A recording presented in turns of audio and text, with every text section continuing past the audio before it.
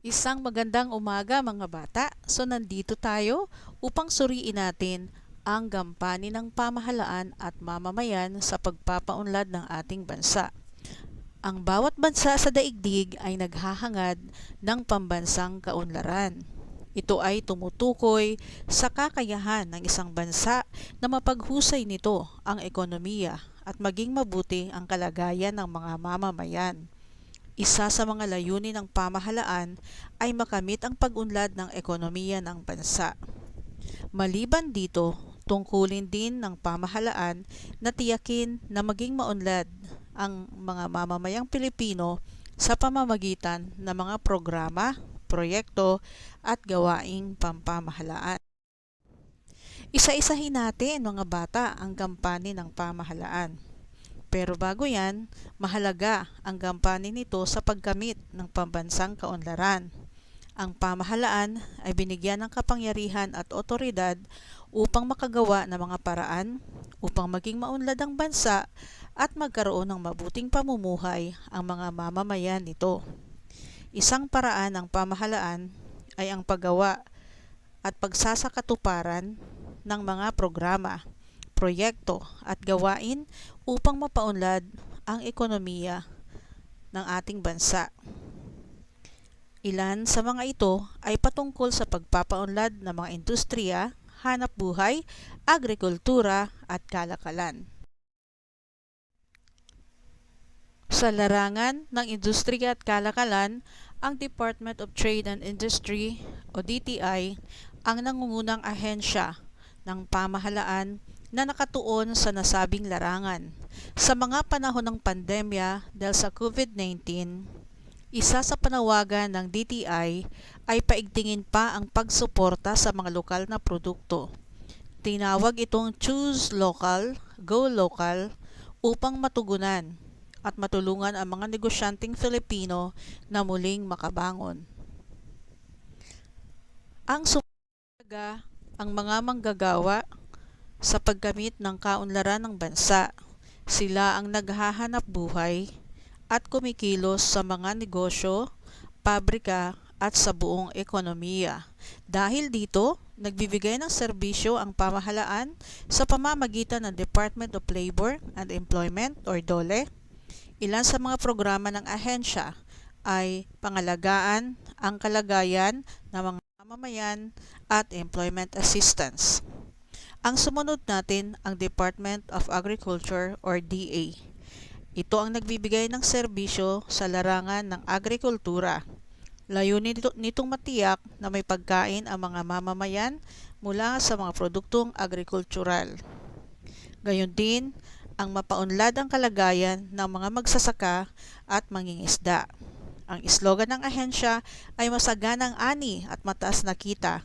Ilan sa mga programa nito ay pagbibigay ng tulong pinansyal sa mga magsasaka at manggagawa, pagsasanay at paghikayat sa pagnenegosyong kaugnay ng agrikultura. Alam nyo bang nagkakaisa ang iba pang ahensya ng pamahalaan sa pagkakaloob ng mga programa at proyekto upang tuluyan ng makamit ang inaasam na kaunlarang pambansa? Ngayon mga bata ay dadako naman tayo sa gampanin ng mamamayan. Pantay ang kahalagahan ng pamahalaan at ng mga mamamayan sa paggamit ng pambansang kaunlaran. Isinasaad sa Saligang Batas na 1987 ang mga tungkulin ng mamamayan kung saan binanggit ang mga katagang umambag sa kaunlaran at kapakanan nito. Mahalaga ang gampanin ng mga mamamayan upang maisakatuparan ang mga programa at gawain ng pamahalaan at maging matagumpay ang mga ito dahil sa pagkakaisa at aktibong pakikilahok ng bawat mamamayan. Inaasahan ng pamahalaan na maging aktibo ang mga mamamayan para sa pagkamit ng pambansang kaunlaran. Ilan sa mga gampanin ng mga mamamayan ay ang mga sumusunod. Una na po dito, ang pagtangkilik ng sariling produkto. Kung nakikita ninyo, ang mga nasa larawan ay mga gawa ng mga kababayan natin na dapat tinatangkilik natin dahil makakatulong ito sa pagpapaunlad sa kanilang buhay at sa ating ekonomiya. Kung gusto mong bumili ng imported, bumili ka muna ng gawang atin bago pa ang iba pa man. Ngayon naman ay dumako tayo sa pagtipid sa enerhiyang ginagamit. So makikita natin sa larawan ang mga paraan ng pagtitipid. Nandyan ang ilaw, nandyan ang paggamit ng laptop, ng gadgets, and then kung paano ka makakatipid sa pagpa-plug ng mga gamit sa inyong tahanan, sa inyong paaralan, at mga paraan kung paano tayo makakatipid. Okay? So makikita natin dyan na dapat ay talagang dapat tipirin ang mga enerhiya na ating ginagamit. Ang sumunod po dito ay ang makiisa sa mga proyekto ng pamahalaan. So ilan dyan sa mga nasa larawan ay ang pagsama natin, no? O pakikisali sa mga proyekto ng pamahalaan. Nandyan yung pagtatanim ng puno, pagtira sa mga housing projects na mababa lang ang pagpaupa. Andyan po ang TESDA na nagbibigay ng mga trainings at sa mga manggagawa na kailangan po ng trabaho. So dapat nakikiisa tayo sa ating community at sa ating barangay or pamahalaan. Lahat ng projects ay dapat na sinusuportahan natin. Ang sumunod ay igalang at sumunod sa mga batas at alituntunin. Sabi nga dito sa unang larawan, bakit ang hirap sumunod sa rules? 'Di ba? Kasi kung susundin naman natin ang rules ay wala namang mawawala. Bagkus, ito ay magbibigay ng maayos na buhay at maayos na at disiplinadong Pilipino. So kung makikita natin sa larawan, ngayon na may pandemya, kailangan tayo ay magsuot ng face mask, face shield at panatilihin ang distancing. So kung hindi po tayo susunod, maaring mangyari sa atin ang nasa ikatlong larawan na pwede kang hulihin, no?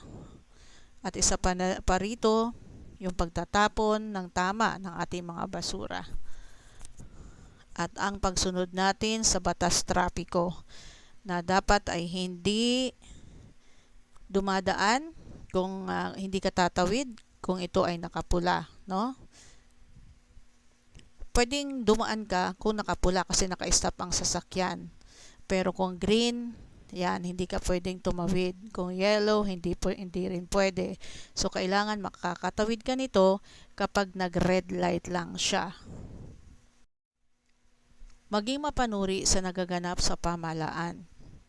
So dapat alam natin ang fake news at fact news.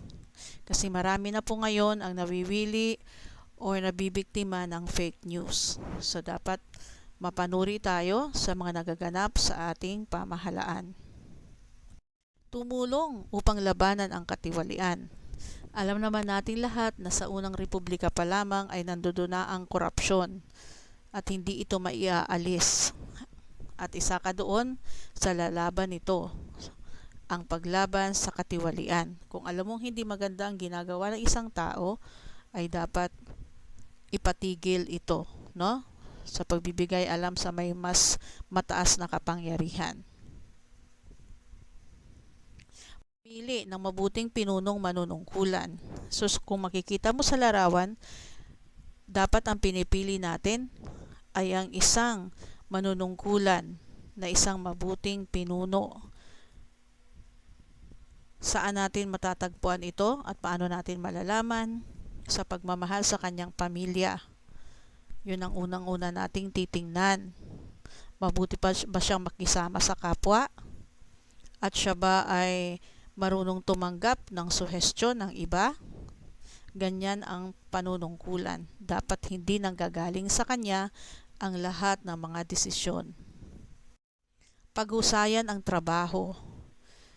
Hindi pwedeng sasabihin mo lang na I love my job. Dapat ipinapakita mo ito. Kung once na nagtatrabaho ka na, kailangan ikaw ay masaya. Hindi mo na mamalayan ang oras mo na pauwi ka na pala.